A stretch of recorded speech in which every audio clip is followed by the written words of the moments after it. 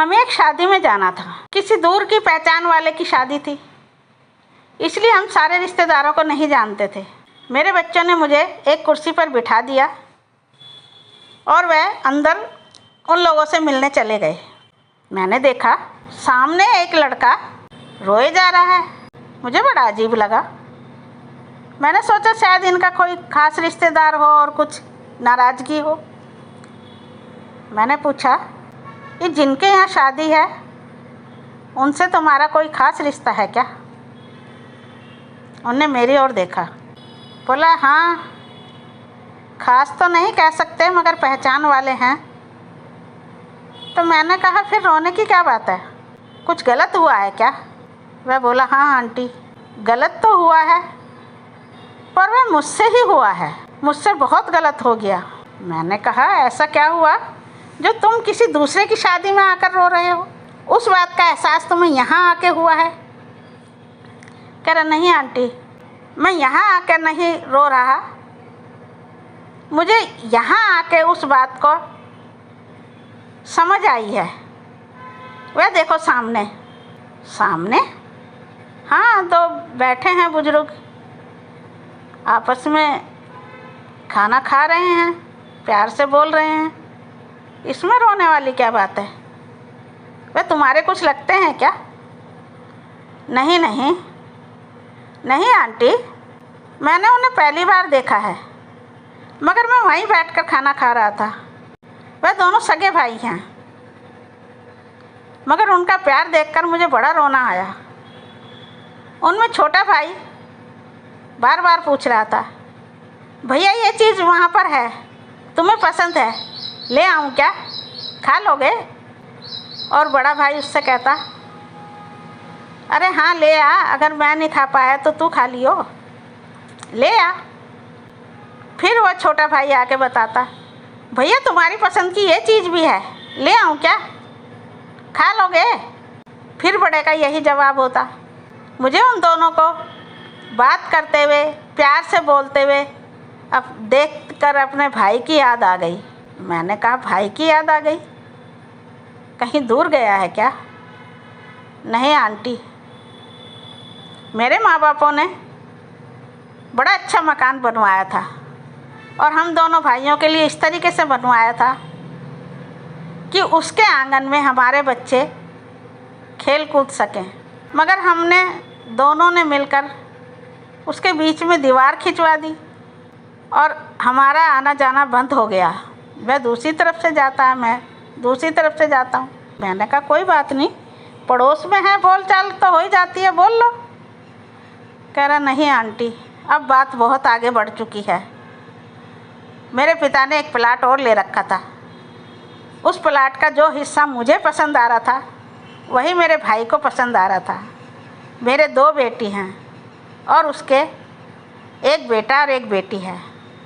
वह बोल रहा था कि यह हिस्सा मेरे बेटे को पसंद है और वह चाहता है इस जगह पर दुकान खोले। मैंने कहा अगर तेरे बेटे को पसंद है तो मेरी बेटी को भी तो पसंद हो सकता है, मैं भी अपनी बेटी को दुकान खुलवा के दे सकता हूँ, मुझे यही हिस्सा चाहिए। और हमारे बीच में विवाद इतना बड़ा कि मैंने उस पर केस कर दिया और उस ज़मीन पर हमारे बीच में केस चल रहा है।